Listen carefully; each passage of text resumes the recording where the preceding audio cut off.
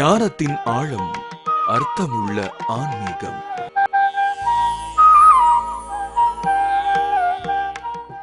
அருட்பெரும் ஜோதி, அருட்பெரும் ஜோதி, தனிப்பெரும் கருணை, அருட்பெரும் ஜோதி. அருட்பெரும் ஜோதி, அருட்பெரும் ஜோதி, தனிப்பெரும் கருணை, அருட்பெரும் ஜோதி. எல்லா உயிர்களும் இன்புற்று வாழ்க, வள்ளல் மலரடி வாழ்க வாழ்க. ஆன்மநேய சகோதர சகோதரிகளே, உங்கள் அனைவருடைய திருப்பாதங்களையும் வள்ளல் பெருமானுடைய திருப்பாதங்களாக உண்மையிலேயே கருதி அவற்றை வணங்கி மகிழ்கின்றேன். சான்றோர்களே, மகாமந்திரத்தை யார் சொன்னாலும் சரி, நாம் திரும்பச் சொல்ல வேண்டும். ஏனென்றால் விலங்குகள், பிராணிகள், பறவைகளுக்கெல்லாம் நாக்கு இல்லை, வாக்கை கொடுக்கல கடவுள். மனிதர்களுக்கு மட்டும்தான் கொடுத்துருக்காங்க. இந்த நாக்கினால் நாம் செய்கின்ற மிக புண்ணியமான காரியம் என்ன தெரியுங்களா? இறைவனுடைய நாமத்தை உச்சரிப்பது. வள்ளல் பெருமான் சொல்வார், வல்லால் உன்னை பாட பாட வாய் மணக்குதே, இல்லைங்களா? ஆக இறைவன் பார்த்து நமக்கு இந்த உயிரை கொடுத்துருக்கிறான், அழகான இந்த உலகத்தை கொடுத்துருக்கிறான், நமக்கு வாழ்க்கையை கொடுத்துருக்கிறான், எவ்வளோ சுகங்களை கொடுத்துருக்கிறான், இப்படிப்பட்ட இனிமையான சத்சங்கங்களை கொடுத்துருக்கிறான். வள்ளலாரை போன்ற ஒரு குருவை கொடுத்துருக்கின்றான். வேறு எந்த காலத்திலும் இப்படிப்பட்ட ஒரு குரு யாருக்கும் கிடைக்கல. அதனால் அவர்களுக்கு மனித பிறவி கிடைத்தும் முழு பலனை அனுபவிக்க முடியல. நல்லா கவனிங்க, முழு பலன். இப்போது பரீட்சை முடிஞ்சு 10வது +2 இந்த குழந்தைங்கள்லாம் மார்க் வாங்கியிருக்கு, இல்லைங்களா? அப்போது 1200க்கு 1200 வாங்கிட்டா அந்த குழந்தை எந்த கல்லூரியில் வேணாலும் போய் சேரலாம். இன்ஜினியரிங் படிக்கலாம், டாக்டருக்கு படிக்கலாம், இல்லையா? கம்ப்யூட்டர் சயின்ஸ் படிக்கலாம். அது ஏதாவது பணம் லஞ்சம் கொடுக்கணுங்களா? மெரிட்லேயே வரும், இல்லைங்களா? அந்த தகுதி திறமையிலேயே வரும். சரி, கம்மியாக வாங்கிடுது, 800 மார்க்கு 900 மார்க் வாங்குது, என்ன பண்ண முடியும்? அவங்க அப்பா கடனை உடனே வாங்கி வீட்டை நிலத்தை அடமானம் வச்சு 3 லட்சம் 4 லட்சம் 5 லட்சம் 10 லட்சம், இப்போல்லாம் இன்னும் 50 லட்சம்ன்றாங்க. MBBSக்கு தெரியல, எனக்கு அதெல்லாம் தெரியாது. அவ்வளவு பணம் கொடுத்து கொண்டு போய் சேர்த்த வேண்டியதாக இருக்குது. ஏன்னா எதிர்காலம் இல்லையா, குழந்தையினுடைய எதிர்காலம். அது மாதிரி நீங்கள் உங்களுடைய வாழ்க்கையில் எவ்வளோ வாங்கணும் தெரியுங்களா? 1200க்கு 1200 வாங்கணும். அப்போ நீங்கள் எந்த கல்லூரிக்கு வேணாலும் போகலாம். முக்தி வேண்டுமா? கிடைக்கும். சித்தி வேண்டுமா? கிடைக்கும். அதற்கு மேலே கடவுள் நிலையே வேணுமா? அருட்பெருஞ்சோதி ஆகணுமா? வள்ளலார் மாதிரி ஆகலாம். அப்போது நமக்கு சொல்லி கொடுக்குற வாத்தியார் எப்படி இருக்கணுங்க? நல்லா இருக்கணும். அவருக்கு அதுக்குண்டான அறிவு இருக்கணும், அதோட நம்ம பேரில் அக்கறை இருக்கணும். இந்த பிள்ளை கெட்டிக்கார பிள்ளையா வரணும், 100க்கு 100 வாங்கணும் என்று கருணையுள்ள ஒரு வாத்தியார் இருக்கணும். அப்படிப்பட்ட வாத்தியார் எனக்கு தெரிஞ்சு 50 வருஷமாக உலகத்தில் இருக்கிற ஞான நூல்கள், யோக நூல்கள், தியான நூல்கள் எல்லாத்தையும் பார்த்துருக்குறேன். தத்துவ நூல்கள் எல்லாம் படிச்சுட்டு ஆராய்ந்துட்டு சொல்கிறேன். ஒரே ஒருத்தர் தான் இது வரைக்கும் மனித குலத்தில் அது மாதிரி முழு அருளோட ஞானிகள், நிறைய ஞானிகள் வந்தாங்க. ஆனால் எல்லாம் எப்படி பேசுவாங்க? மறைச்சி பேசுவாங்க. எப்படி மறைச்சி பேசுனாங்க? அதுக்கு வள்ளலார் எப்படி விளக்கம் சொல்கிறாருன்றதை நான் இப்போ சொல்கிறேன். ஆக நமக்கு கிடைச்சிருக்கிற பெரிய பொக்கிஷம் என்ன தெரியுங்களா?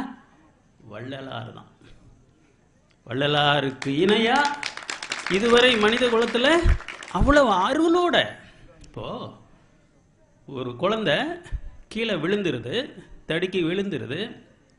4 பெண்கள் அந்த பக்கம் போயிட்டுருக்குறாங்க. ஒரு பெண் மட்டும் ஓடி போய் ஐயோ அப்படின்னு பதறது. எடுத்து பார்த்து பரவாயில்ல ஒன்றும் காயமாகலை அப்படின்னு மண்ணெல்லாம் தட்டி விடுது. மற்ற பெண்களுக்கெல்லாம் அது பாதிக்கலை. அந்த பெண் யாராக இருக்கும்? அம்மாவாக இருக்கும். அம்மாவாக இருக்கும். அம்மாவை தவிர வேறு யாருக்கு அந்த அக்கறை வரும்? வராது. ஏன்னா அந்த குழந்தை யார்? தன்னுடைய உடம்பு, தன்னுடைய சதை, தன்னுடைய ரத்தம். அது மாதிரி தாயாக நினைக்கின்ற ஒரு குருநாதன் வள்ளலார். எப்படி சொல்கிறேன்னா, ஏனுரைத்தேன் இரக்கத்தால் எடுத்துரைத்தேன். எதுக்காக? நீவிர் எல்லாம். என்ன சொல்கிறார்? உங்களில் சில பேர் மட்டும் 100 மார்க் வாங்கணும்னு சொல்லலை, சில பேர் மட்டும் முக்திக்கு போகணும், சில பேருக்கு மட்டும் சித்தர்கள் ஆகணும், இப்படியெல்லாம் சொல்லலை. என்ன சொல்கிறாரு? நீவிர் எல்லாரும் புனிதம் உறும் பொருட்டு. இப்படியே தான் சொல்லுவார். அருட்பா முழுக்க எடுத்து பாருங்க. அவர் பேசுறதுக்கு மேலே ஒரு ஞானம் கிடையாது. ஆனால் எளிமையாக கடைசி குடிமகனுக்கும் படிக்காத பாமரனுக்கும் புரிகிற மாதிரி எளிமையாக சொல்லுவார். அதுதான் வள்ளல் பெருமான்கிட்ட இருக்கிற ஒரு கருணை. சாப்பாடு போடுறதுனால மட்டும் வள்ளல்ல, கருணையால் தனக்கு தெரிந்தது எல்லாத்தையுமே நமக்கு சொல்லிட்டார். அருட்பெருஞ்சோதி ஆண்டவர் அவரை அருட்ஜோதி தெய்வமேனே நம்மை ஆண்டு கொண்ட தெய்வம் சொல்றாரு இல்லைங்களா? அதில் ஒரு வரி வரும், நல்லா கவனிங்க. முற்றும் காட்டுவிக்கும் தெய்வம். என்ன சொல்றாருங்க? முற்றும் காட்டுவிக்கும் தெய்வம். தனக்கு தெரிஞ்ச எல்லாத்தையுமே வள்ளலார்கிட்ட ஆண்டவர் சொல்லிட்டார். வள்ளலார் என்ன பண்ணாரு? ஆண்டவர் என்னெல்லாம் நமக்கு சொன்னாரோ எல்லாத்தையுமே ஒன்றும் பாக்கி இல்லாமல் நமக்கு சொல்லிட்டார். அதுக்கு என்ன அடையாளம்? திருவருட்பாவை படித்து பாருங்க, அவருடைய வாழ்க்கையை வரலாறை படித்து பாருங்க. எல்லாத்தையும் விட முக்கியமானது நான் இன்றைக்கு சொல்ல வந்த பாடம், அந்த கோயில் இருக்கு இல்லைங்களா, சத்தியஞான சபை. இந்த சத்தியஞான சபை அது எப்படி அமைப்பு இருக்கு என்று தெரிந்து கொள்ளாதவர்கள் ஆன்மாவின் பயணத்தை, மனித பிறவி பெற்றதனுடைய பயனை முழுமையாக அறியவே முடியாது.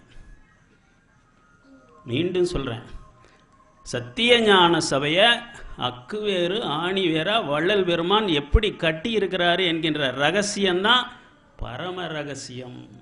யோகங்களுக்கெல்லாம் பெரிய யோகம், ஞானங்களுக்கெல்லாம் பெரிய ஞானம். ஏனென்றால் இது ஞான சரியை. உள்ளார போய் பாருங்க, 5 படி வச்சிருப்பார்.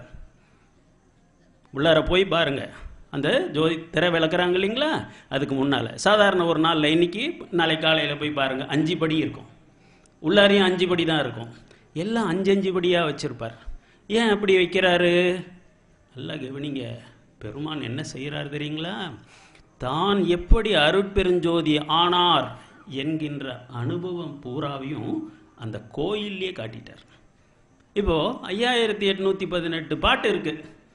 இப்போ பாடினார் இல்லைங்களா, அந்த பாட்டு எத்தனை பேருக்கு அர்த்தம் புரியுது? ஏதோ புலவர்கள்னால் புரியும் இல்லையா, ஒரு சில குறிப்புகள் எல்லாம் புரியாது. அப்போது அந்த கோயிலை போய் நீங்கள் பார்த்தீங்கன்னா அதிலேயே எல்லா ரகசியமும் சொல்லியிருக்கு. ஒவ்வொரு விஷயமும் ஞானம்தான். அவ்வளவு வெளிப்பாடு அந்த கோயிலில். எப்படின்னு ஒரு உதாரணம் சொல்கிறேன். ஐயா, இங்கிருந்து நீங்கள் நெய்வேலிக்கு போகணும். பஸ்ஸில் போகலாங்களா? பஸ்ஸில் போகலாம், காரில் போகலாம், ஸ்கூட்டரில் போகலாம், சைக்கிளில் போகலாம். சரி, இங்கேருந்து அமெரிக்காவுக்கு போகணுன்னா ஏரோப்ளானில் தான் போகணும். ஆனால் இங்கேருந்து சந்திரனுக்கு போகணுன்னா எந்த ஏரோப்ளானில் ஏறினீங்கனாலும் போக முடியாது. அதுக்கு என்ன வேணுங்க? ராக்கெட் வேணும் இல்லைங்களா? அப்போது ராக்கெட்டில் ஏறினா தான் அங்கே போக முடியும். எந்த ராக்கெட், அதில் எப்படி ஏறுறது, எப்படி சந்திரனுக்கு போகிறது, எல்லாம் ஒரு மேப் டிராயிங் மாதிரி, வரைபடம் மாதிரி நமக்கு கொடுத்துருக்கிறார் வள்ளல் பெருமான் அந்த ஞான சபையிலேயே. ஞான சபையை பார்க்காத கண்கள் பிறந்தும் பிரயோஜனம் இல்லை. மனுஷன் கண்ணு, கடவுள் நமக்கு கண்ணு கொடுத்தும் இந்த ஞான சபையை போய் ஒருத்தர் பார்க்கலன்னா வீணாக போச்சு. ஏன் 1000 ரூபா நோட்டு இருக்குது, அந்த குழந்தைகிட்ட கொடுத்தா என்ன பண்ணோம்? அது கத்தி கப்பல் செஞ்சு தண்ணியில் விட்டு விளையாடும். அதுக்கு அர்த்தம் தெரியுமா? தெரியாது. அப்படி தான் நாம் இருக்கிறோம். குழந்தைங்க மாதிரி தான் இருக்கிறோம். மனுஷ பிறவி கிடைச்சிருக்குது. ஆனால் இதை எப்படி பயன்படுத்துறது தெரியலையே. சாப்பாட்டு கஷ்டம், துணிமணி கஷ்டம், இருக்கிறதுக்கு இடம் இல்லை கஷ்டம், வறுமை, வேலை சரியாக அமையல, மனைவி சரியாக அமையல, கணவன் சரியாக அமையல, 10 வருஷம் ஆகியும் குழந்தை இல்லை. இந்த உலக பிரச்சனைகளே நம்மை என்ன செய்யுதுங்க, ஆட்டி படைச்சிக்கிட்டு இருக்கு பிசாசுங்க மாதிரி. ஆனால் வள்ளல் பெருமான் நம்ம மாதிரி சாதாரணமாக ஒரு அம்மா அவனுடைய வயிற்றில் 10 மாதம் இருந்து பிறந்தவர் எந்த நிலையை போய் அடைந்தார்? அருட்பெருஞ்சோதியே ஆனார். ஆண்டவனுடைய நிலையை ஆண்டவரை கூப்பிட்டு கொடுக்குறாரு. நாம் அருட்பெருஞ்சோதி ஆக வேண்டும், வள்ளலார் அடைந்ததை நான் அடைய வேண்டும் என்கின்ற ஆசை எத்தனை பேருக்கு இங்கே இருக்கு? கையை தூக்குங்க பார்க்கலாம். கஷ்டமே இருக்கக்கூடாது என் வாழ்க்கையில், இன்பம் மட்டும்தான் இருக்கணும். ஐயா என்ன சொல்றாருங்க? என் பிறவி துன்பமெல்லாம் இன்றோட போச்சு போகணும்.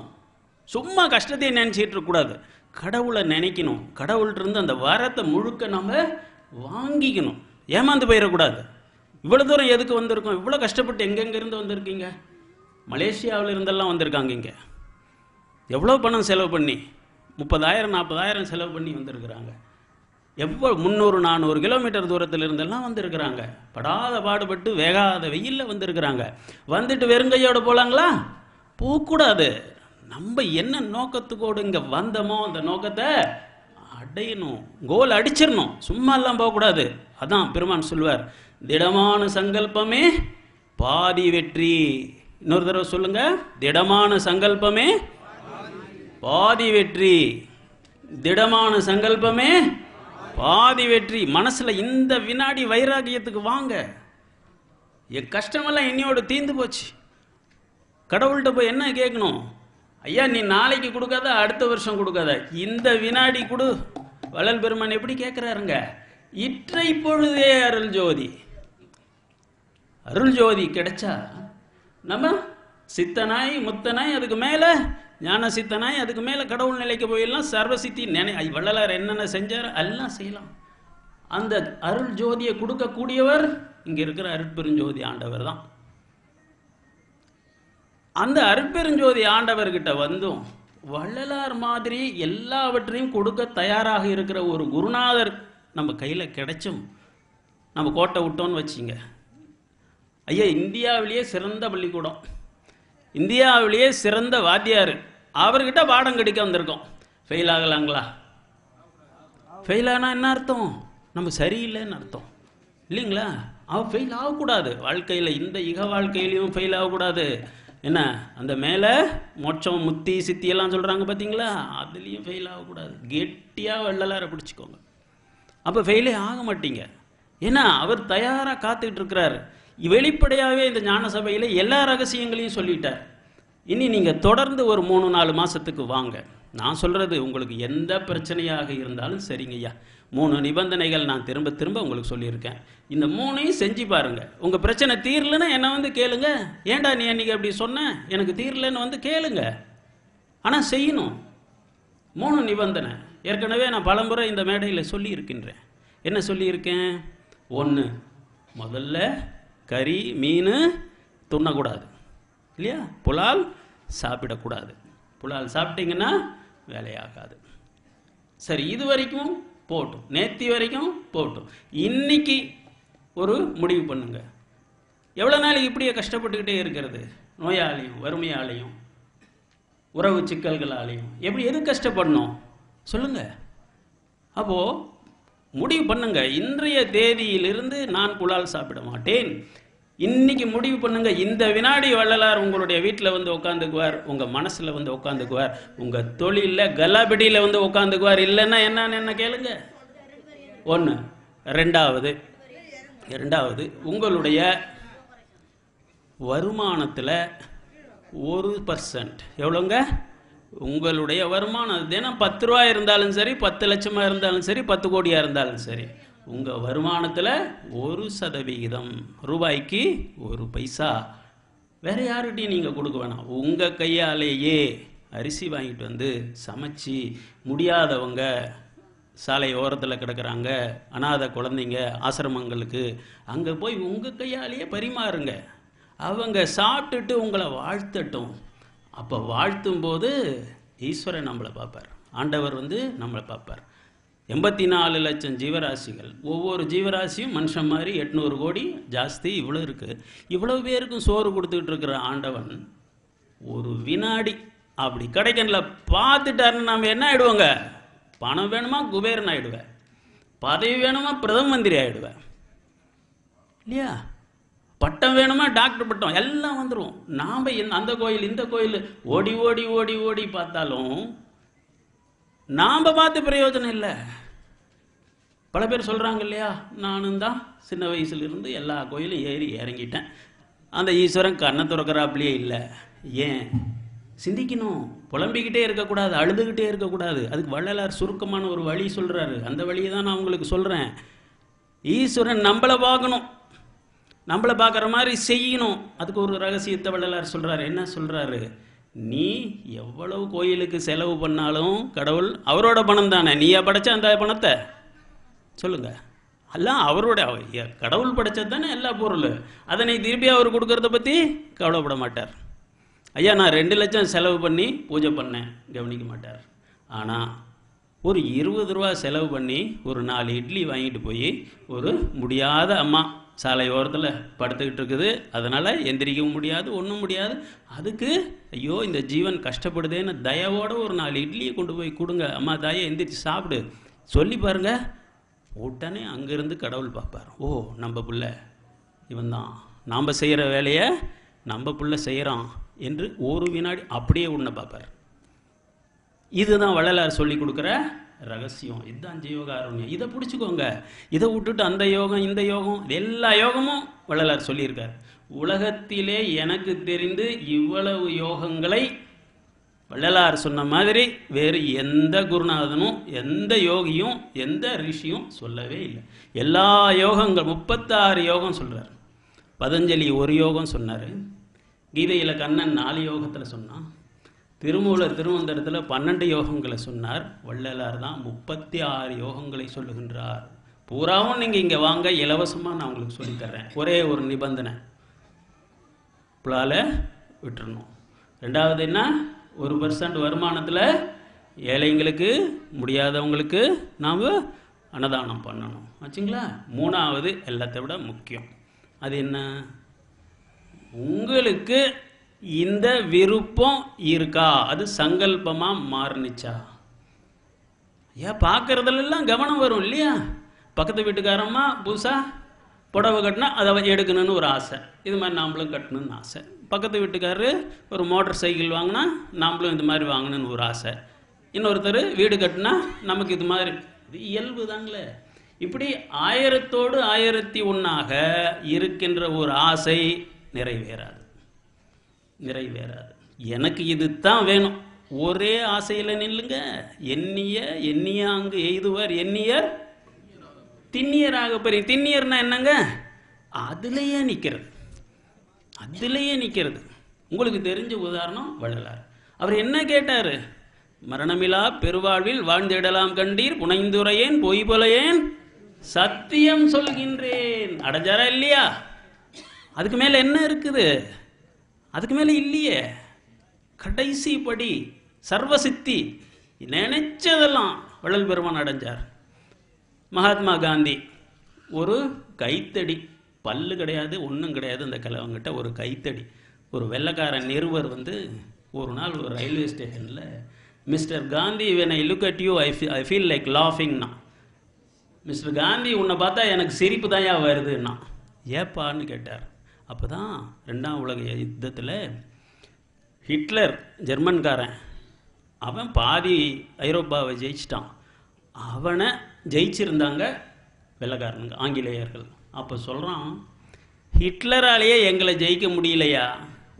எங்களுடைய சாம்ராஜ்யத்தில் ஒரு பக்கத்தில் சூரியன் அஸ்தமனமானா இன்னொரு பக்கத்தில் உதிச்சிருவான். சூரியனே அஸ்தமிக்காத சாம்ராஜ்யம் இதுவரை உலக சரித்திரத்தில் இவ்வளவு பெரிய சாம்ராஜ்யம் யாருக்கும் கிடையாது. அவ்வளோ பெரிய சாம்ராஜ்யத்தை பொக்கவாய் கலவா, பல்லே கிடையாது உனக்கு, இந்த தடியை வச்சுக்கிட்டு விரட்டிடலான்னு நினைக்கிறியா? என்ன கனவு கன்ற, ஜனங்களெல்லாம் ஏமாற்றிட்டு இருக்கிறியா? இது நடக்கக்கூடிய காரியமா? ஹிட்லரால் முடியாது. அவன் எத்தனை லட்சம் ஏரோப்ளேன் வச்சுருந்தான், எத்தனை லட்சம் சோல்ஜர்ஸு, வச்சுருந்தான், போர் வீரர்களை. எவ்வளோ விமானம் வச்சுருந்தான், எவ்வளோ கப்பல் வச்சுருந்தான், எவ்வளோ நீர்மூழ்கி கப்பல் வச்சுருந்தான், அவனுக்கு கணக்கு தெரியுமா? அவனாலே எங்களை ஜெயிக்க முடியல, நீ வெறும் இந்த தடியை வச்சுக்கிட்டு உண்ணாவிரதம், நீ பட்டினி கிடந்தா செத்து போவே, எங்களுக்கு என்ன ஆச்சு, நாங்கள் ஓடிடுவோமா விட்டுருவோமா, இப்படியெல்லாம் கேட்டான். நியாயம் தானே அவன் கேட்கறது. ஆனால் அவர் எப்படி இருந்தார்? அவருடைய உறுதியில் அப்படியே இருந்தார். எனக்கு கிடைக்கணும், அவ்வளோதான், சுதந்திரம் கிடைக்கணும், வெள்ளைக்காரன் இந்த தேசத்தை விட்டு ஓடணும். ஓடினானா இல்லையா சொல்லுங்க? யார் ஜெயிச்சா? வெள்ளைக்காரன் ஜெயிச்சானா காந்தி ஜெயிச்சாரா? காந்தி யார்கிட்ட கற்றுக்கிட்டார்? திருவள்ளுவர்கிட்ட கற்றுக்கிட்டார். திருக்குறளை படித்தார் சவுத் ஆப்பிரிக்காவில் இருக்கும்போது, தென்னாப்பிரிக்காவில் இருக்கும்போது. இங்கேருந்து 10 மைல் தொலைவில் தில்லையாடி கிராமம் இருக்கு இல்லைங்களா, அந்த கிராமத்தில் பிறந்த வள்ளியம்மாள் என்கின்ற ஒரு பெண் சவுத் ஆப்பிரிக்கா தென்னாப்பிரிக்காவில் அவங்க பரம்பரையாக வேலைக்கு போனவங்க, கரும்பு தோட்டத்தில் வேலை செய்ய போனவங்க. அந்த பெண்ணினுடைய தியாகத்தை கண்டு உண்ணாவிரதம் இருந்து செத்து போகிறா. அவளுடைய வீட்டுக்கு போகிறார் காந்தி. இந்த சின்ன வயசில் இந்த குழந்தைக்கு இவ்வளவு தியாக உணர்வு இருக்குதா, லட்சிய பிடிப்பு இருக்குதா? அது ஏதோ அந்த குடும்பத்தில் மரபு வழியாக ரத்தத்திலேயே ஏதோ இருக்குது என்று அவங்க வீட்டுக்கு போய் என்ன, எப்படி இவ்வளவு தியாகம் வந்துச்சு இந்த குழந்தைக்கு என்று கேட்குறார். அப்போது அங்கே நாற்காலியில் மேஜையில் இது வச்சுருக்குறாங்க, ஒரு திருக்குறள் புஸ்தகம். இது என்னன்றார்? இதுதாங்க எங்களுக்கு வேதம், நாங்கள் இதான் படிக்கிறது. அதை நான் படிக்கலாமாங்கிறார். படிங்க. இது ஆங்கிலத்தில் இருக்குதா? அவருக்கு தமிழ் தெரியாது, ஆங்கிலத்தில் இருக்குதுங்க. சரி, ஆங்கிலத்தில் படிக்கிறார், அசந்து போகிறார். இது என்ன இப்படி எழுதி இருக்குது? இது தமிழ் எனக்கு யாராவது நீங்கள் சொல்லிக் கொடுப்பீங்களா? தமிழ் சொல்லி கொடுக்குறாங்க. திருக்குறளை படிப்பதற்காக தமிழை கற்றார் மகாத்மா காந்தி. அதில் என்ன சொல்லியிருக்கு? எண்ணிய எதை வேணா கேளு, இன்னதுன்னு இதுதான் உனக்கு கிடைக்குன்னு சொல்லலை, லிமிட் எல்லாம் கிடையாது அதுக்கு. எதை வேணா கேட்கலாம். ஐயா எனக்கு முக்தி வேணும், சித்தி வேணும், பிரம்ம பதவி வேணும், இந்திரலோகம் வேணும், நீ என்ன வேணா கேளு. ஒரு நாளைக்கு 100 கோடி கொடுக்குறானே கடவுள் பில்கேட்ஸுக்கு. ஒரு நாளைக்கு எவ்வளோங்க? இன்னைக்கு விடிஞ்சா 100 கோடி ரூபா அவனுடைய கணக்கில் ஏறிக்கிட்டே இருக்குது. 100 கோடியா? தினம் 100 கோடி. 100 கோடிக்கு எவ்வளோ தங்கம் வருங்க? எவ்வளோ தங்கம் வரும்? ஒரு சின்ன குன்று அளவுக்கு வரும் தங்கம். ஒவ்வொரு நாளும் அவனுடைய கணக்கில் ஏறிக்கிட்டே இருக்குது. நாம் 50க்கும் 100க்கும் லோலாயப்படுறோம் இங்கே. அப்போ அவன் என்ன கேட்குறான்? எனக்கு 100 கோடி பத்தலைன்னு இப்போது இன்னும் பெரிய வியாபாரத்துக்கு போயிட்டு இருக்கிறான். அவனுக்கு கடவுள் கொடுக்குறார். இதைத்தான் அன்னைக்கு வள்ளுவர் சொன்னார், எண்ணிய எண்ணியாங் எய்துவர். நீ எதை வேணா கேளுப்பா, அப்பா கொடுப்பாரு. ஆனால் என்ன செய்யணும்? திண்ணியராக பெரிய ஒன்றுலேயே நிற்கணும், ஒன்றுலேயே ஸ்டெடியாக ஸ்ட்ராங்காக நிற்கணும். காந்தி நின்ன மாதிரி, வள்ளலார் நின்ன மாதிரி. அது பணமாக இருந்தாலும் சரி, புகழாக இருந்தாலும் சரி, பதவியாக இருந்தாலும் சரி, பட்டமாக எதுவாக இருந்தாலும் சரி, நீங்கள் எதை எதை கேட்டாலும் இறைவன் தருவான். இதுக்கு வள்ளலார் எப்படி சாட்சி சொல்கிறார் நமக்கு? யாரா சொல்லுங்க பார்க்கலாம். எங்கே இருந்து உயிர் ஏதேது வேண்டினும் அங்கங்கு இருந்தருள் அருட்பெருஞ்சோதி. உன் இடத்துக்கு வந்து, உன் வீட்டுக்கு வந்து நீ என்ன கேட்குறியோ அதை கொடுப்பார் கடவுள். அப்படி கொடுத்துருக்காரு வள்ளலாருக்கு இல்லையா? கண்முன்னால் பார்க்குறோமே இந்த இடத்துல. ஐயா இதுதான் என் உலகத்திலேயே அதிசயம். இதுக்கு மேலே அதிசயம் என்ன இருக்குது? நானும் வள்ளல் பெருமான் அஞ்சாறு உலகம் பூரா போயிட்டு வந்திருக்கிறேன். பல அதிசயங்கள் எல்லாம் பார்த்துட்டு வந்திருக்கிறேன். பெருமான் காட்டியிருக்கிறாரு.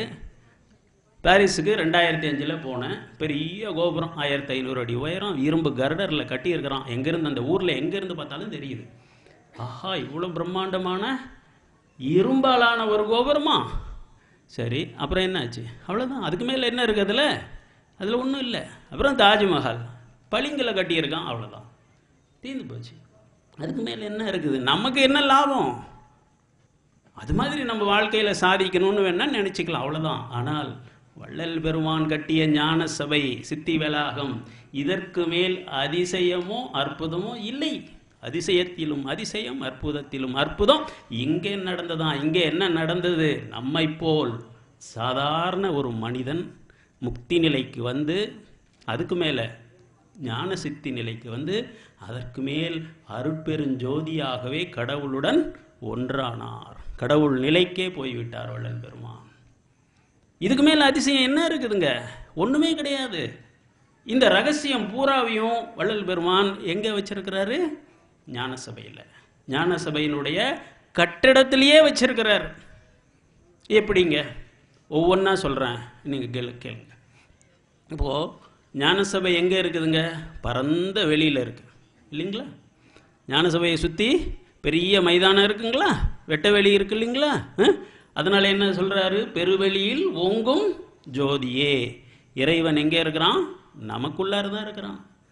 சத்திய ஞான சபை. இப்போ தம்பி அற்புதமாக பாடினார் இல்லைங்களா சீனிவாஸ் ஐயா? என்ன பாடினார்? சத்திய ஞான சபை எங்கே பார்த்தாராம்? என்னுள் கண்டனன். சாமி எங்கே பார்க்குறாரு சத்திய ஞான சபையை? சாமி இதை கட்டினார் எப்போ? 1872 ஜனவரி 25 திறந்தாங்க, கட்டிட்டார். அதுக்கு முன்னால் ஞான சபை எங்கே இருந்தது? உலகத்திலேயே இல்லை. ஆனால் வள்ளலார் எங்கே பார்த்தாரு? அவருக்குள்ளார பார்த்தாரு. சத்திய ஞான சபை என்னுள் கண்டனன். அவர் என்ன உள்ளார பார்த்தாரோ அதை அப்படியே நமக்கு வெளியில் காட்டுறார் இல்லைங்களா? காட்டுறாரு. அவர் உள்ளார பார்த்தாரு, நமக்கு வெளியில் காட்டுறாரு. இப்போ நாம் என்ன செய்யணும்? வெளியில் பார்த்துட்டு உள்ளார பார்க்கணும் இல்லைங்களா? இப்போது ஒருத்தர் ஒரு ஊருக்கு போயிட்டு வந்திருக்கிறாரு. அவர் போயிட்டு வந்து பிரமாதமாக சொல்கிறாரு, ஐயா அங்கே எப்படி இருக்குது தெரியுமா? கட்டடங்கள்லாம் என்ன வருமானம் இருக்குது தெரியுமா? ஒரு வேலைக்காரன் டொயோட்டா காரில் வர்றாரையா, ஐயா எனக்கு சிட்னிக்கு அனுப்புனார் 2 மாதத்துக்கு முன்னால். ஆஸ்திரேலியா உலகத்தினுடைய கடைசி மூலையில் இருக்குது. அந்த ஆஸ்திரேலியா கண்டத்திலேயே கடைசி நகரம் சிட்னி. அந்த சிட்னி நகருக்கு வள்ளல் பெருமான் என்ன அனுப்பிச்சார், சபையை ஏற்படுத்த சொல்லி. அங்கே கூட்டிகிட்டு போனாங்க. அந்த கடலை போய் பார்த்துட்டு வந்தேன் நான். அங்கே ஒரு ஆள், ஒரு கொத்தனார் டொயோட்டா காரில் வர்றான். ஏன்? 1 மணி நேரத்துக்கு அவருக்கு சம்பளம் எவ்வளோ தெரியுங்களா? 900 ரூபா. 8 மணி நேரத்துக்கு மேலே வேலை செய்யக்கூடாது. அப்படின்னா என்ன ஆச்சுங்க? 7200 ரூபா ஒவ்வொரு நாளுக்கும் வருமானம் உண்டு. எவ்வளோங்க? 7200 ரூபா. அவர் கார் வாங்கலாமா? முடியாதா? 5 வருஷம் வேலை செஞ்சால் ஒரு வீடு கட்டலாமா? முடியாதா? இந்த ஆசையை வச்சுக்கிட்டு அங்கே போய் நிறைய தமிழர்கள் குடியேறி இருக்கிறாங்க. இப்போ கூட போகலாம், விருப்பம் இருக்கிறதெல்லாம் போகலாம். ஆக அவர் சொல்கிறாரு, இங்கே வந்தார் அவர் என்னை கூப்பிடுறதுக்கு. ஐயா இவ்வளோ வசதியாக அங்கே இருக்குது, ஆனால் ஜனங்களுக்கு வள்ளலாரை பற்றி தெரியல, நீங்கள் வாங்க அப்படின்னு கூப்பிட்டார். நான் கூட இவர் ஏதோ மிகைப்படுத்தி சொல்கிறாரு, நமக்கு ஆசையை காட்டி கூப்பிடுறாருன்னு நினச்சேன். அங்கே போய் பார்த்தா அப்படியே இருக்குது, உண்மைதான். ஆக வள்ளல் பெருமான் என்ன சொல்கிறாரு? உனக்குள்ளார சத்திய ஞான சபையை நீ கண்டுவிட்டால், அடுத்த வரி என்ன சொல்கிறாருங்க? சத்திய ஞான சபை என்னுள் கண்டனன். அதனுடைய பலன் என்ன? சன்மார்க்க சித்தியை நான் பெற்று கொண்டனன். சரி, சன்மார்க்க சித்தி பெற்றா என்ன லாபம், என்ன கிடைக்கும்? நித்திய ஞான நிறையமுது உண்டனன். இதுதான் கடைசி அமுதம் இல்லையா? அந்த அமுதம் உங்களுடைய தலையில் இருக்கிற பிணியல் சுரப்பியிலிருந்து சுரக்கும். நித்தியம் அப்படின்னா என்ன அர்த்தம்? இனிமே எப்பவும் அது உங்களுக்கு தான் சொந்தம். எட்டர்னல் அப்படின்னு அர்த்தம் ஆங்கிலத்தில். நித்தியம்னா எல்லா காலத்திலும் அழியாதது அப்படின்னு அர்த்தம். ஞான நிறையமுது. நிறையமுதுன்னா குறையான அமுது கிடையாது, நிறையமுது. இதுதான் கடைசி அமுது. அப்படிப்பட்ட அமுதம் நம்ம மண்டையில் உள்ளே சுரக்கும். ஆக அந்த அமுதம் சுரந்தா உடம்புக்கு நோயே வராது, முதுமையே வராது, மரணமே வராது. சன்மார்க்க சித்தி என்பது தான் கடைசி நிலை சித்தி, கடவுளினுடைய சித்தி. கர்ம சித்தி, யோக சித்தி, ஞான சித்தி, 6 சித்திகள் 64 கோடி என்றார் பார்த்தீங்களா? அவ்வளவும் நமக்கு சொந்தம், நாம் செய்யலாம். வள்ளலார் இப்போ செய்துக்கிட்டு இருக்கார். அப்போ சத்திய ஞான சபையை உள்ளார பார்க்கணும். எப்படி பார்க்கறது? இன்றைக்கு ஒரு அன்பர் வழியில் சொன்னார், எல்லாம் வேக வேகமாக வந்துக்கிட்டு இருந்தாங்க, நானும் என்னுடைய துணைவியாரும். முதல் ஜோதி தரிசனம் முடிஞ்சிருச்சு போல இருக்குது, நம்ம சீக்கிரம் போய் பார்க்கணும் அப்படின்னு.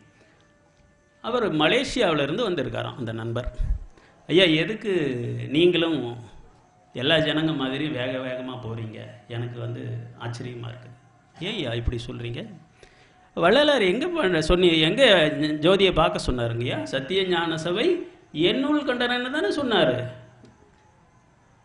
அவர் இந்த ஜோதியை பார்த்தாரா, வெளியில் பார்த்தாரா? உள்ளார தானே பார்க்க சொன்னார். ஊருக்கெல்லாம் நீங்கள் உபதேசம் பண்ணுறீங்க, நீங்களும் சாதாரண ஜனங்க மாதிரி உள்ளார பார்க்காம இங்கே போய் அந்த கட்டடத்துக்குள்ளார இருக்கிற ஜோதியை பார்க்க போகிறீங்களா அப்படின்னு கேட்டார். கேட்ட கேள்வி நியாயம்தாங்களே, ஆனால் உண்மை அல்ல. நல்லா தெரிஞ்சுக்கோங்க. அப்போ நான் விளக்கம் சொன்ன வாட்டி வந்திருப்பார்னு நினைக்கிறேன் இங்கே. அப்போ தான் சொன்னேன், சரி உள்ளார ஜோதியை பார்க்கணும், எப்படி ஜோதியை பார்க்கறது? அந்த நண்பர் ஆஸ்திரேலியாவிலேருந்து என்னை கூப்பிட்டார் இல்லைங்களா, அந்த ஊருக்கு எப்படி போகிறதுன்னு அங்கேருந்து பாஸ்போர்ட்டு, விசா, எந்த ஃப்ளைட்டில் ஏறணும், எப்படி ஏறணும் பூரா எனக்கு சொல்லி கொடுத்து ஒரு ஆள் அனுப்பிச்சு இங்கேருந்து ஃப்ளைட்டில் ஏற்றி விட்டுட்டாங்க. அங்கே இறங்கின உடனே வந்து கூட்டிகிட்டு போயிட்டாங்க. நமக்கு எந்த வேலையும் கிடையாது. அதை போல் வள்ளல் பெருமான் இந்த உள்ளர பார்த்து ஞான சபையை எவ்வாறு நாம் காண்பது என்கின்ற படிகள் பூரா அமைச்சு கொடுத்துட்டார். ஏன் ஒரு வீட்டுக்கு போகிறீங்க, மாடிப்படி ஏறணும், ஒரு 10-20 படி இருக்குது. படி கட்டிட்டா ஈஸியாக எளிமையாக ஏறி போயிடலாம் இல்லைங்களா? படி கட்டலை, படி இல்லை, எப்படி அந்த மாடிக்கு ஏறுறது? பறந்து போக முடியுமா? ரெக்க இருக்குதா? இல்லை ஒரு கைத்தை போட்டு ஏற முடியுமா? எல்லாராலையும் முடியுமா? படி கட்டிட்டா ஏறிடலாம் இல்லைங்களா? அது மாதிரி நிறைய படிகளை வச்சிருக்கிறார். நம்ம உள்ளார நுழையிறோம் பார்த்தீங்களா, கடைசியாக என்ன பார்க்குறோம்? ஜோதி. ஜோதி பார்க்கறதுக்கு முன்னால் என்ன பண்ணுறாங்க? 7 திரை வச்சுருக்காங்களா? அதுக்கு முன்னால் என்ன இருக்குது? இப்படியே வரிசையாக ஒவ்வொன்று வருது இல்லைங்களா? கடைசியாக பார்ப்பது தான் ஜோதி. அந்த ஜோதியை பார்ப்பதற்கு முன்னால் எவ்வளவு தடைகள் இருக்கின்றன, மாயா திரைகள் இருக்கின்றன, அவற்றை எல்லாம் எவ்வாறு நீக்கிக் கொள்வது? அதெல்லாம் கடந்து போனாதாங்களா அந்தாண்ட போய் பார்க்க முடியும் இல்லையா? அப்போ ஒவ்வொன்றா நம்ம தெரிஞ்சுக்கணும். இன்றைக்கி ஒரு பாடம் தெரிஞ்சுக்குவோம். சரி, அந்த வெட்ட வெளியில் போகிறோம். சரி, அந்த வெட்ட வெளியில் போகின்ற பொழுது முதல்ல என்ன இருக்குதுங்க கோயிலை சுற்றி? சங்கிலி. அம்மா சரியாக சொன்னாங்க. சரி, அந்த சங்கிலி இருக்குது பார்த்தீங்களா? நிறைய கிராமத்து ஜனங்கள் அந்த சங்கிலியை தொட்டு கண்ணில் ஒத்திக்கிறாங்க. நான் கேட்டேன், ஒரு அம்மா சொல்கிறாங்க ஒரு குழந்தைகிட்ட, ஏய் உடம்பு நல்லா ஆகணும்னு கால் வலின்னு சொல்லிக்கிட்டே இருக்கிற, தொட்டு கும்பிடு, எதை? இந்த சங்கிலியை, நல்லாயிடும். இது ஒரு மாதிரி குருட்டு நம்பிக்கை, அசையாத நம்பிக்கை. நான் உடனே பெருமான்கிட்ட வேண்டிக்கிட்டேன், பெருமானே இந்த சங்கிலியினுடைய பொருள் இந்த தாய்க்கு தெரியலன்றதுனால பெருமான் கவலைப்பட மாட்டார். அந்த நம்பிக்கை இருக்குது பார்த்தீங்களா, அதுதான் அளவுகோல். அந்த நம்பிக்கை எவ்வளோ இருக்கோ அந்த அளவுக்கு உள்ளார வள்ளல் பெருமானும் ஆண்டவரும் வந்து உட்காந்துக்குவாங்க, குணப்படுத்துவாங்க. நமக்கு நிறைய அறிவு இருக்கும், அந்த அறிவே தடையாக இருக்கும் இந்த நம்பிக்கை வர்றதுக்கு. படிக்காதவங்களுக்கு, பெண்களுக்கு ஒரு பெரிய வரப்பிரசாதம் என்ன தெரியுங்களா? சொன்ன உடனே நம்புவாங்க. படித்தவனுக்கு என்ன ஆகும்? இது எப்படி அது எப்படி, இவன் யோசனை பண்ணுறதுக்குள்ளார பஸ்ஸு போயிடும். ஆனால் படிக்காதவங்க, இதில் ஏறணுமா தம்பி? அவங்களுக்கு தெரியாது, படிக்கவே தெரியாது. தம்பி நான் போகணும் தர்மபுரிக்கு, எந்த பஸ்ஸில்? அம்மா இந்த வண்டியில் ஏறு, கிளம்பு, ஏறி உக்காந்துக்குவாங்க. இவனு கேட்டால், இல்லையே அங்கே தர்மபுரின்னு போடலையா, மாரண்டல்லின்னு போட்டிருக்குதே. ஐயா அதை தாண்டி தாயா போவோம். இவன் விளக்கம் சொல்கிறதுக்குள்ளார பஸ்ஸு போயிடும் இல்லைங்களா? படித்தவனுக்கு எப்போவுமே நம்பிக்கை வராது. இவன் ஆராய்ச்சியிலேயே வாழ்க்கை வீண் பண்ணிடுவான். ஆனால் படிக்காதவர்கள் அப்படியே வள்ளலார் என்ன சொல்கிறார் அப்படியே நம்புவாங்க. அவ்வாறு நம்புகின்றவர்களுக்கு உடனே கரையேற்றிடுவான். சரி, அது போகட்டும். அந்த சங்கிலி இருக்குது பார்த்தீங்களா, அதில் என்ன யோக ரகசியம் இருக்குது அதை தெரிஞ்சுக்கணும். அந்த சங்கிலி ரெட்டை வடம் இருக்குதுங்களா? சரி, எத்தனை கண்ணி இருக்குது அதில்? எத்தனை அந்த லிங்க்ஸு கண்ணி இருக்குது பார்த்தீங்களா? அது வந்து எத்தனை இருக்குது சுற்றி போட்டிருக்காங்களே, யாராவது எண்ணி பார்த்துருக்கீங்களா? அடுத்த தடவை வரும்போது எண்ணி பாருங்கள். 21,600. தம்பி சரியாக சொல்லியிருக்கார். 21,600 கன்னிகள் அந்த சங்கிலியில் இருக்குது. ஏன் அந்த மாதிரி வச்சுருக்காரு? நம்முடைய மூச்சு காட்டுறது இல்லைங்களா? ஒரு நிமிஷத்துக்கு சராசரியாக ஒரு மனுஷனுக்கு 15 சுவாசம். ஜாஸ்தியாக போனால் கோவப்படுறோம், ஆத்திரப்படுறோம், புஸ்ஸுன்னு மூச்சு விடுறோம், ஆயுசு கம்மி. ஒரு நிமிஷத்துக்கு 15 மூச்சு விடுற அளவுக்கு நம்ம மனசை எப்போவும் அமைதியாக வச்சுக்கிட்டு இருந்தா ஆயுசு எவ்வளோங்க? 120. 120 ஆயுசு யாராவது இருக்காங்களா? வருஷம் இருக்காங்களா? இல்லையே, முன்னாலேயே எல்லாம் போயிடுறாங்களே. ஏன்? இந்த சுவாசத்தை வீண் பண்ணுறோம்.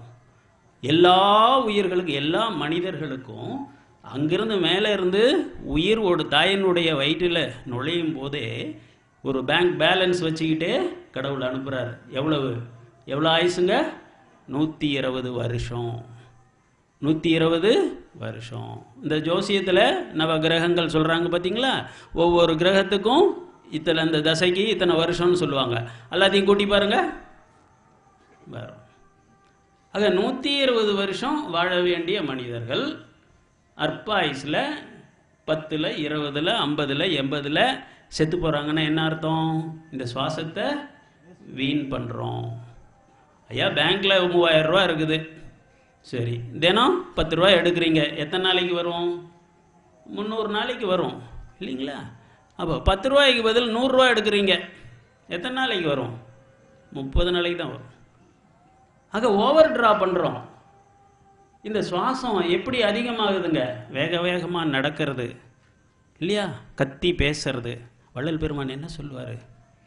வேகமாக நடக்காதே, மூச்சு அதிரும்படி நடக்கக்கூடாது, ஓடக்கூடாது.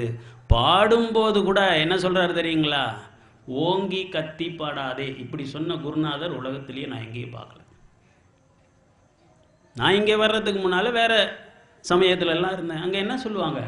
நிறைய சாப்பிடுப்பா, ஓங்கி கத்தி கூப்பாடு போடு, வைகுண்டம் எங்கே இருக்குது அங்கே போய் கேட்கணும் இல்லையா? ஓங்கி கத்தி கூப்பாடு போட்டு சொல். அது வேற குறை சொல்லலை, அவங்க நம்பிக்கை எங்கேயோ இருக்குது வைகுண்டம்னு. இங்கே நம்பிக்கை சத்தியஞான சபை எங்கே இருக்கு? உள்ளறையே இருக்கு, உள்ளறையே இருக்கு. அதனால் வள்ளல் பெருமான் என்ன சொல்கிறார்? அகவல் மண்டபத்தில் உள்ளார நுழையிறோம் இல்லைங்களா? கோயிலுக்குள்ளார இங்கே போய் பாருங்கள், அகவல் பாடிட்டு இருந்தாங்க நேற்று. அந்த அகவல் பாடுறத கூட எப்படி பாட சொல்கிறாரு? மெல்லென துதிக்க, மூச்சு அதிரக்கூடாது. மூச்சு அதிர்னா போச்சு. ஒரு கல் எடுத்து மேலே போட்டால் கீழே விழுவுது, சரி. ஒரு பவுன் காசு எடுத்து மேலே போட்டால் அதுவும் தான் கீழே விழுவோம். இது புவியீர்ப்பு விசை, இது சயின்ஸு. அதே மாதிரி தான் ஓங்கி கத்தி பாடினா, ஈஸ்வரன் மேலே பாடினாலும் பிராணசக்தி வீணாகிறது தான். இது சட்டம், விஞ்ஞானம். ஆக மெல்லென துதிக்க, பிராண நஷ்டம் செய்யக்கூடாது எந்த ஒரு விஷயத்திலையும். சாந்தி முகூர்த்தத்தை கூட உன்னுடைய மூச்சு அதிரக்கூடாதும்பார் சாமி. அவ்வளவு கவனமாக இருக்கணும். என்ன? இந்த பிராண சக்தி தான் ஆயுஸ். இந்த பிராண சக்தி வீணாச்சுன்னா உடனே நோய் வரும், அடுத்தது முதுமை வரும், 35லேயே வழுக்க விழுந்துடும் இல்லைங்களா? இப்பெல்லாம் நான் சின்ன வயசில் இருக்கும்போது ஆண்களுக்கு தான் முன்னால் சொட்டை விழும். இப்பெல்லாம் பெண் குழந்தைங்களுக்கே பார்த்தா நிறைய முடி கொட்டுது. அவ்வளோ தூரம் பிராணசக்தி வீணாகுதுன்னு அர்த்தம். அப்போ சுவாசத்தை வீண் பண்ணுறாங்கன்னு அர்த்தம் இல்லையா? சீரியல் பார்த்துட்டு அதில் ஒரு பொண்ணு அழுதா இவங்க எங்கே அழுதுகிட்டு இருக்கிறாங்க இல்லையா? அப்போ என்ன ஆகுதுங்க? சக்தி வீணாகுது இல்லையா? ஆக பிராண சக்தியை ஜெயிக்கணும். ஆக 15 சுவாசத்துக்கு மேலே விடக்கூடாது. சரி, ஒரு நிமிஷத்துக்கு 15 சுவாசம், ஒரு மணி நேரத்துக்கு 60 நிமிஷம், 15 பெருக்கல் 60, ஒரு நாளைக்கு 24 மணி நேரம் பெருக்கல் 24 பெருக்கி பாருங்கள் எவ்வளோ வருது? 21,600 சுவாசம் வரும் இல்லைங்களா?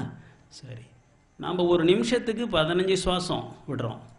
ஆமாம், எவ்வளோ சுவாசம் விடும் தெரியுங்களா உங்களுக்கு? இல்லை, 500 வருஷம் அது வாழுது.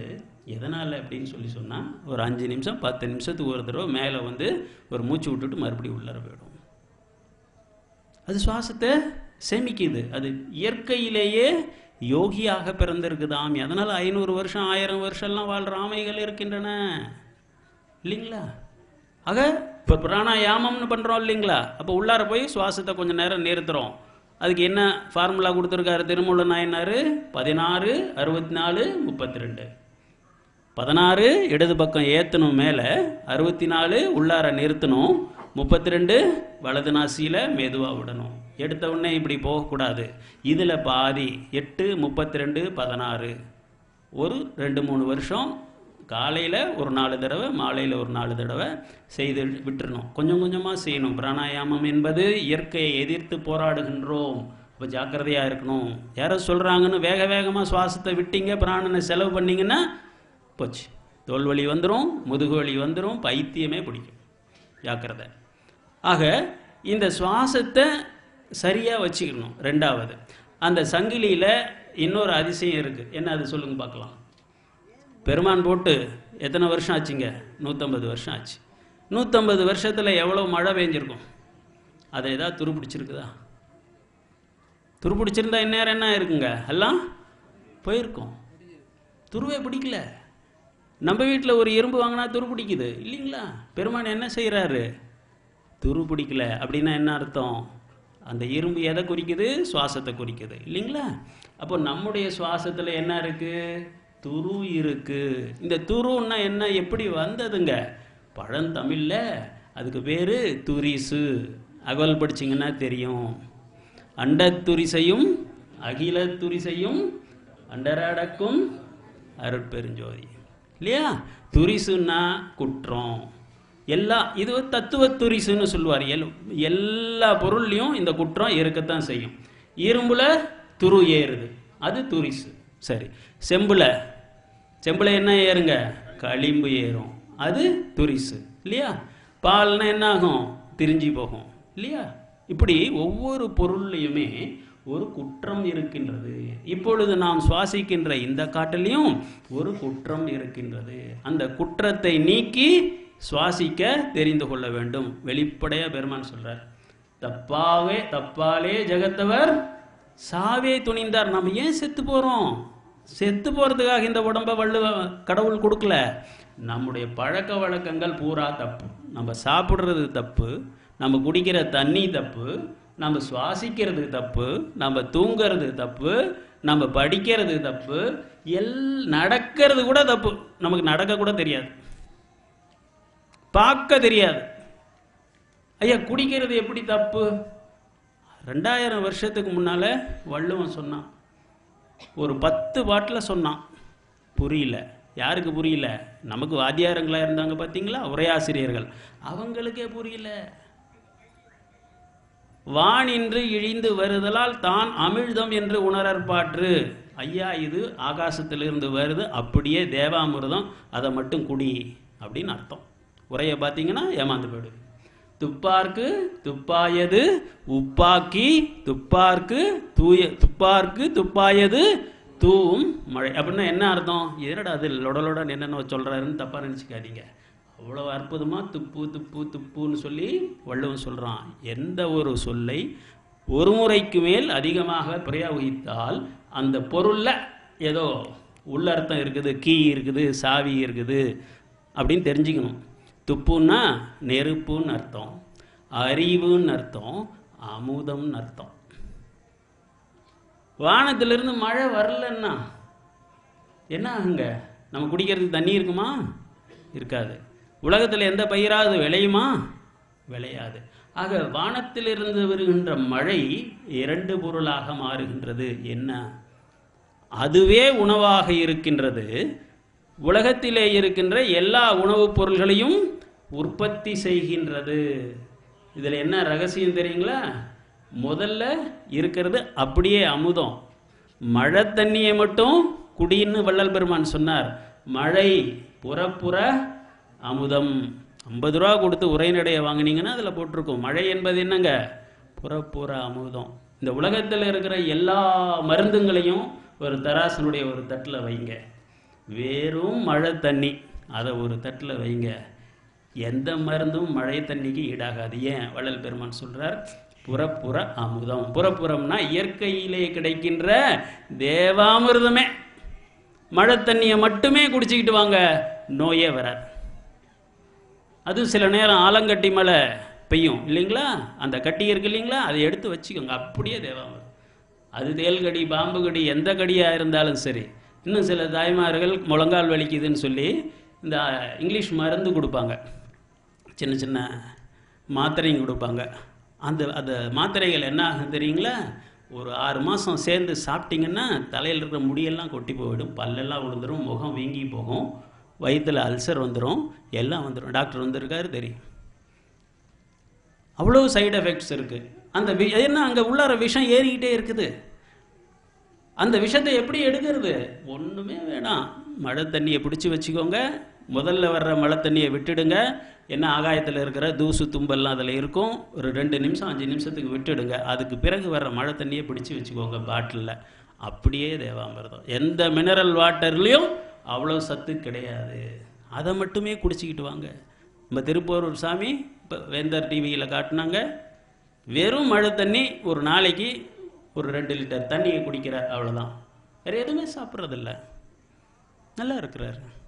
ஆக மழை நீர், இதுதான் அந்த பாட்டுக்கு அர்த்தம். 2000 வருஷமாக ஏமாற்றிட்டாங்க. வெளிப்படையாக வள்ளல் பெருமான் தான் சொல்கிறார், புறப்புற அமுதம் மழை.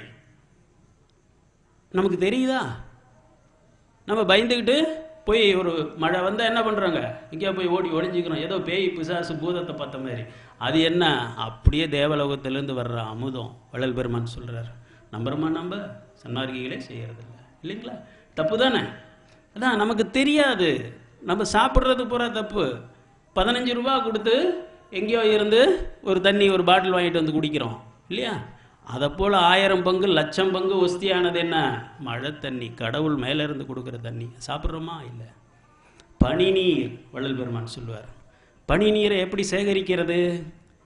வாழை, தென்னை, இது மாதிரி இந்த மரங்கள்லாம் இருக்குது பார்த்தீங்களா? அங்கே ஒரு மல்லு துணியை எடுத்து போட்டுட்டீங்க அப்படின்னு சொன்னால் நாளைக்கு காலையில் போய் பார்த்தீங்கன்னா ஈரமாக இருக்கும். அதை எடுத்து ஒரு பாட்டிலில் அப்படியே புழிஞ்சு வச்சுக்கிட்டிங்கன்னா அப்படியே தேவாமிர்தம். இதெல்லாம் படிக்கணும் வள்ளலார் சொல்கிறத. இந்த தண்ணிக்கு பேர் சுத்த ஜலம். இந்த சுத்த ஜலத்தில் ஒரு மருந்து செஞ்சால் தான் ஆயுர்வேத மருந்தாக இருந்தாலும் சித்த மருந்தாக இருந்தாலும் கேட்கும். அவங்க சாதாரண தண்ணியில், கிணத்து தண்ணியில், பைப் தண்ணியில் செய்கிறாங்க, மருந்து வேலை செய்யாது. எல்லாம் என்ன சொல்லலை வள்ளலார். ஆனால் யார் படித்தா, யார் பின்பற்றுனா?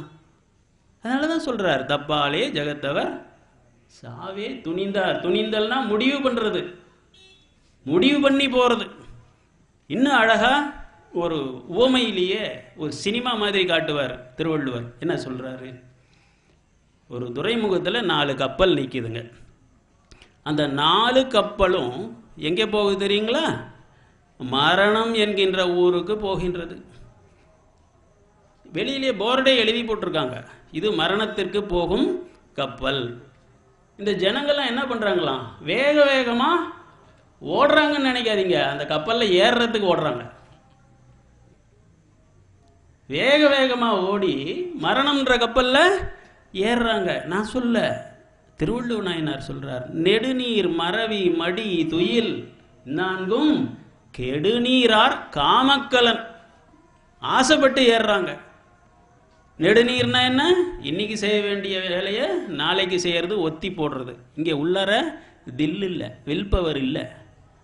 அடுத்து அதிலிருந்து என்ன வருதுங்க? மறதி வரும். ஒத்தி போட்டு உள்ளார வில் பவர், நமக்கு ஆண்மை கிடைக்கலன்னா என்ன ஆகுங்க? மறதி வரும். அடுத்தது என்ன வரும்? மடி, சோம்பல். அது அப்புறம் பார்க்கலாங்க, தூங்கிக்கிட்டே இருப்பார். அப்புறம் தூக்கம். இந்த 4ம் தான் மரணத்துக்கு நாம் போகிற கப்பல்கள்.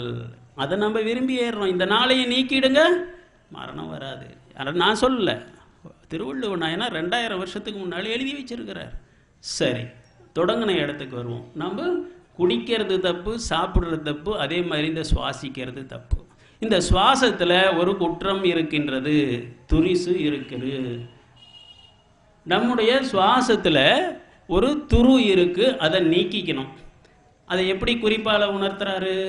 என்ன மூலிகையை கொண்டு வள்ளல் பெருமான் அந்த இரும்பு அந்த கன்னிகள் லிங்க்ஸ் இருக்கு பார்த்தீங்களா, அதில் இருக்கிற துருசை நீக்கினாரோ, துரு ஏறாம தடுத்தாரோ, அந்த மூலிகையை நீ உள்ளுக்கு சாப்பிடு. அப்போ என்ன ஆகும்?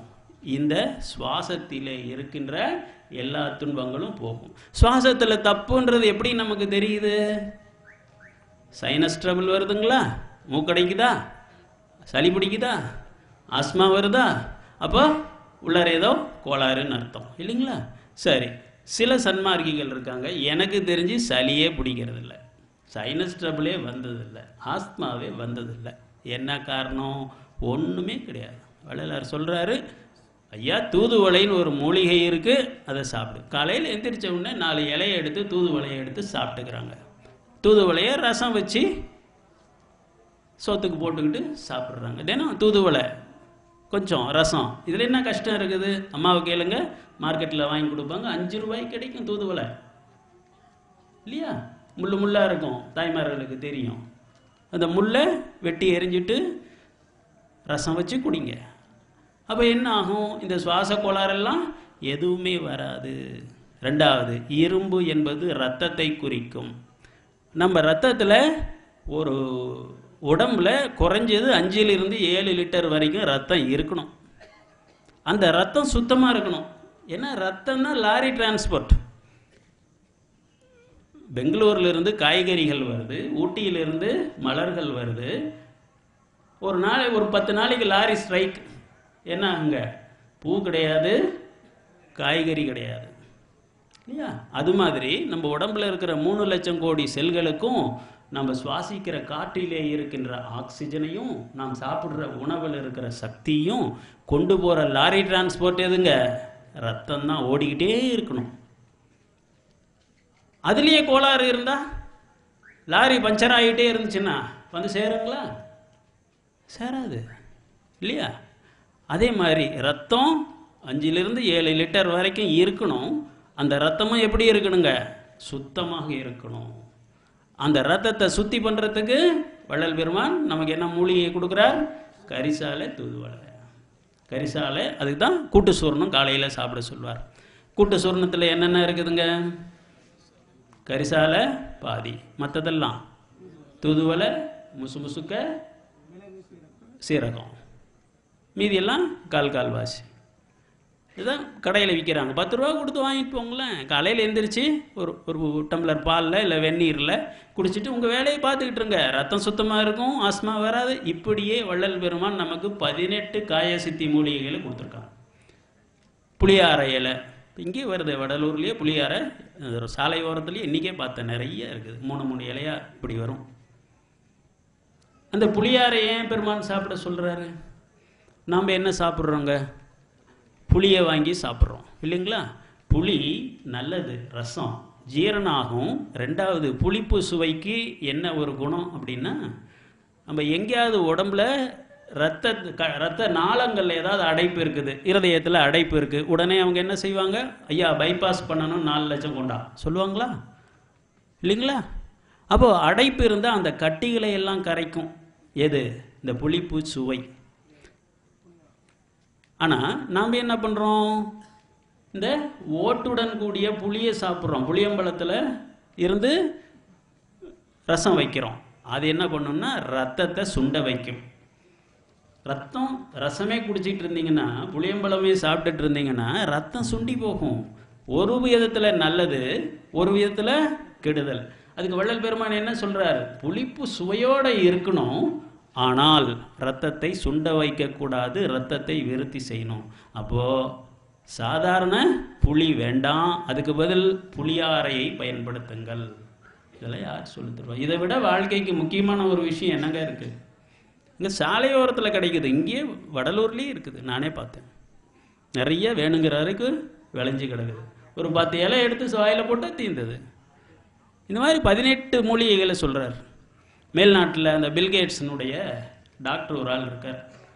அவர் ஒரு நாளைக்கு 200 மாத்திரையை சாப்பிட்றாராம். எவ்வளோங்க?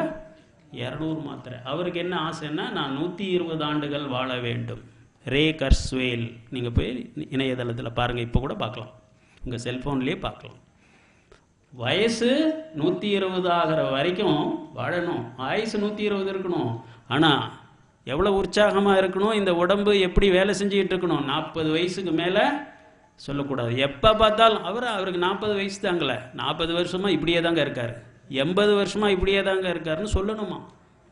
அதுக்காக திட்டம் போட்டு செஞ்சுக்கிட்டு இருக்கார். 36 வயசில் ஹார்ட் அட்டாக் வந்தாலும் இப்போ 30 வருஷமாக நல்லா இருக்கார்.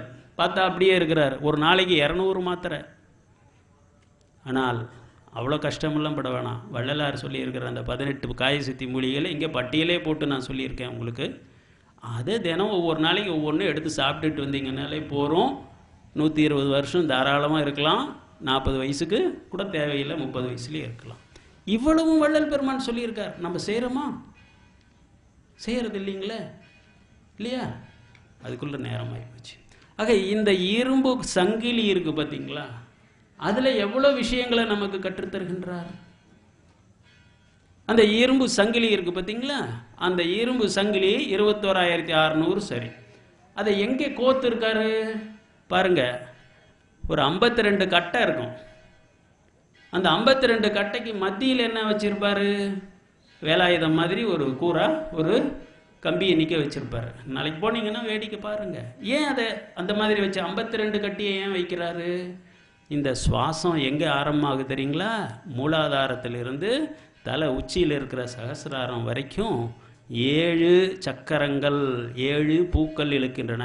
ஒவ்வொரு பூவுக்கும் இத்தனை இதழ்கள்னு கணக்கு வச்சிருக்கிறாங்க. அந்த எண்ணிக்கையெல்லாம் கூட்டினா எத்தனை வருதுங்க? 51 வரும். 51 வரும். அந்த 51ஓட இந்த மண்டையில் இருக்கிற மூளை இருக்குது பார்த்தீங்களா, அது விரியணும். சகசிர தலமாக அது விரியணும். அதான் ஓங்காரம்னு சொல்கிறது. அந்த 1 கூட்டிக்கிட்டு மொத்தம் 52 இதழ்கள். அந்த 52 குறிக்கிறதுக்காக அங்கே என்ன 52 கட்டையை வச்சிருப்பார். சரி, அந்த மாதிரி நம்மளுடைய சுவாசம் மூலாதாரத்தில் ஒரு நாளைக்கு இத்தனை சுவாசம் வரணும், சுவாதிஷ்டானத்தில் இத்தனை வரணும் அப்படின்லாம் கணக்கு போட்டு வச்சிருக்கிறாங்க. அதன்படி நீங்கள் சுவாசித்து கொண்டு வந்தால் ஸ்வரயோகம்னு பேர். அதுக்கு இப்போ எடுத்து அகராதியை பாருங்கள். அந்த ஸ்வரயோகத்தின்படி நீங்கள் சுவாசிக்க கற்றுக்கொண்டால் என்ன ஆகுன்னா, இந்த கால் விரல்ல இருந்து உங்களுடைய உச்சந்தலை வரைக்கும் பிராண சக்தி 72,000 நாடிகளில் ஓடுது. எந்த இடத்துல ஓடுது என்று நீங்கள் உணர்ந்து கொள்ள முடியும். ஐயா முழங்கால் வலிக்குது சொல்கிறாங்க இல்லைங்களா? முழங்கால் வலி வந்தால் பிராணசக்தி முழங்காலுக்கு போகலைன்னு அர்த்தம். அப்போ அந்த பிராணசக்தி எங்கே போகுது, எங்கே தடைபடுதுன்னு நீங்கள் உணர்றீங்களா? உணர முடியல. வள்ளல் பெருமான் சொல்கிற மாதிரி இந்த 52 இதழ்களின் வழியாக பிராணசக்தி எங்கே ஓடுதுன்னு உள்ளர கவனிக்கணும். அப்படி எப்படி கவனிக்கிறது? அதுக்கு தான் வள்ளல் பெருமான் என்ன கொடுத்துருக்காருன்னா, ஒரு வேலாயுதம் மாதிரி ஒரு கூரா ஒரு கம்பியை மத்தியில் வச்சுருப்பார். அது எதை குறிக்குது? இந்த இடத்துல தான் நான் சொல்கிறேன், வள்ளல் பெருமான் அறிவுதான வள்ளல் மற்றவர்கள் மறைத்து சொன்னதை வெளிப்படையாக சொன்னார். மகாபாரதத்தில் அர்ஜுனன் என்ன பண்ணுறாங்க, டிவியில் காட்டுறான் இல்லைங்களா? ஒரு பெரிய வில்லு இருக்குது, யாராலையும் எடுக்க முடியல. அர்ஜுனன் எடுத்து அம்பு தொடுத்து மேலே ஓடுற மீனை அடிக்கிறான். கீழே தண்ணியை பார்த்துட்டு மேலே அடிக்கிறான் இல்லைங்களா? அந்த வில்லு அது என்ன? அது சரி. ரெண்டாவது ராமன் என்ன பண்ணுறான்? சிவதனுசை எடுத்து நாணேத்தி உடைக்கிறான். சிவதனுசுன்றது இந்த முதுகுத்தண்டு தான். இந்த தனுன்னா உடம்பு, சிவதனுசுன்னா இந்த மனித உடம்பு, முக்கியமாக இந்த முதுகுத்தண்டு. உடைச்சான்றது அது சைவ வைஷ்ணவ சண்டை, அரசியல், அது நமக்கு வேண்டாம். நான் ஏற்றணும், அவ்வளோதான். இந்த கதை இல்லாத புராணமே கிடையாது. நம்ம சங்க இலக்கியத்தில் என்ன பண்ணியிருப்பாங்க, 7 அடங்காத முரட்டு காளைகள் ஒரே மூக்கணாங்கயிதில் அதை கட்டணும். கிரேக்கர்கள் 3000 வருஷத்துக்கு முன்னால் ஹோமர் எழுதினார். அவர் என்ன சொல்லுவார், பெனலப்பி நம்ம ஊர் சீதை மாதிரி அங்கே ஒரு சுயம்பரம் நடக்கும். அதில் ஒரு பெரிய வில்லு இருக்கும், அதில் 7 துளைகள் இருக்கும். அந்த 7 துளைகளின் வழியாக அடித்தாதான் அம்பு போய் எதிரி அடிக்கும். அந்த வில்லு தூக்கவே முடியாது.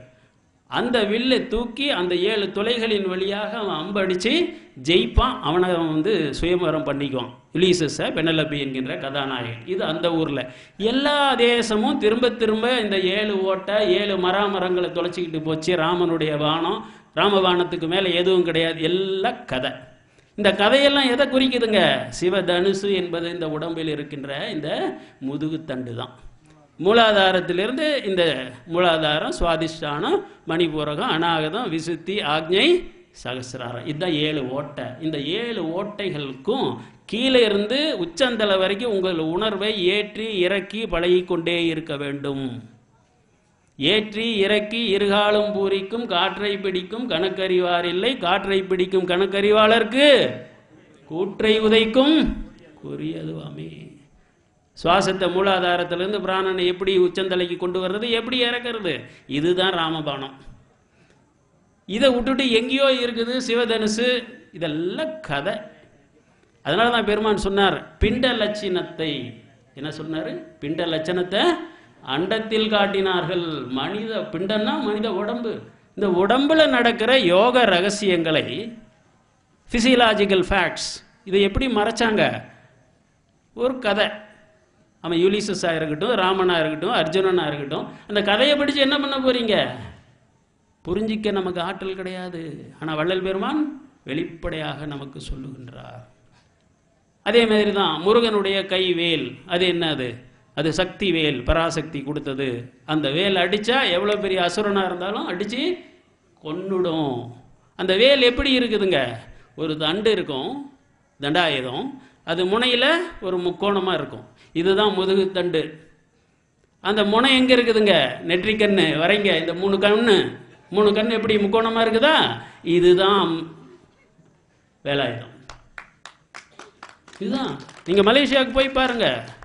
மலேசியாவில் 10 மலைன்னு இருக்கும். தைப்பூசத்தன்னைக்கு ஒரு 20 லட்சம் ஜனங்க வருவாங்க. அங்கே மூலஸ்தானத்தில் முருகனுடைய சிலைக்கெல்லாம் அபிஷேகம் பண்ணுறதில்ல, கும்பிடுறதில்ல, பூ சாத்துறதில்ல. அங்கே என்ன இருக்கும்? வேல் தான் இருக்கும். வேல் தான் இருக்கும். எந்த வேலு? இந்த வேலு. ஒவ்வொருத்தர் உடம்புலையும் இருக்கிற வேலு தான். தனக்கு நிகர் இங்கு இல்லாது உயர்ந்த தம்பம் ஒன்றதே, தாவி போக போக நூலின் தரத்தில் நின்றதே, கணக்க திகைப்புற்று அங்கே நானும் கலங்கி வருந்தவே, கலக்கம் நீக்கி தூக்கி வைத்தாய் நிலை பொருந்தவே. அடுத்த பாட்டில் என்ன சொல்றாரு? கனமாக இருந்த தூணு நூலு மாதிரி ஆகிப்போச்சு. மூலாதாரத்தில் இருக்கும்போது பிராணசக்தி பெருசாக இருக்குது, மேலே வர வர வர நூல் மாதிரி ஆகிப்போச்சு. அந்த நூலை இவ்வளவு லேசாக இருக்க, இதில் எப்படி நாம் ஏறி போக முடியும்னு பெருமான் திகைச்சு நிற்கும் போது ஈஸ்வரன் தூக்கி மேலே பொருத்தி வைக்கிறார். அப்புறம் நூலின் இழை போல் நுணுகவே, அந்த நூல் என்னாச்சு? இழை மாதிரி ஆகிப்போச்சு. 3 இழை கொண்ட முப்பூரி நூல் பிராமணர்கள் போட்டுக்கிறாங்க இல்லைங்களா? அந்த முப்பூரி நூல். அந்த முப்பூரி நூல்ன்றது என்ன? இடகலை, பிங்கலை, சுழிமுனை, இந்த 3 நாடிகள். இந்த 3 நாடிகள் எங்கே சேருதுங்க? புருவ மத்தியில் சேருது. இதுக்கு பேர் தான் உபநயனம், நெற்றிக்கண். அதனால தான் பெருமான் சொன்னார், இந்த 3 நாடிகள் சேருகின்ற உபநயனமாகிய இந்த நெற்றிக்கண்ணை எவ்வித தந்திரத்திலாவது தெரிந்து கொள்க. இது மாதிரி நிறைய ரகசியங்கள் இருக்குங்க. நேரம் முடிஞ்சு போச்சு. ஜோதி தரிசனம் அடுத்த வகுப்புக்கு வாங்க. தொடர்ந்து இந்த யோக ரகசியங்களை எல்லாம் பெருமான் சொல்லித் தருவதை எல்லாம் நாம் கேட்போம். அருட்பெருஞ்சோதி அருட்பெருஞ்சோதி தனிப்பெருங்கருணை அருட்பெருஞ்சோதி. எல்லா உயிர்களும் இன்புற்று வாழ்க. வள்ளல் மலரடி வாழ்க வாழ்க.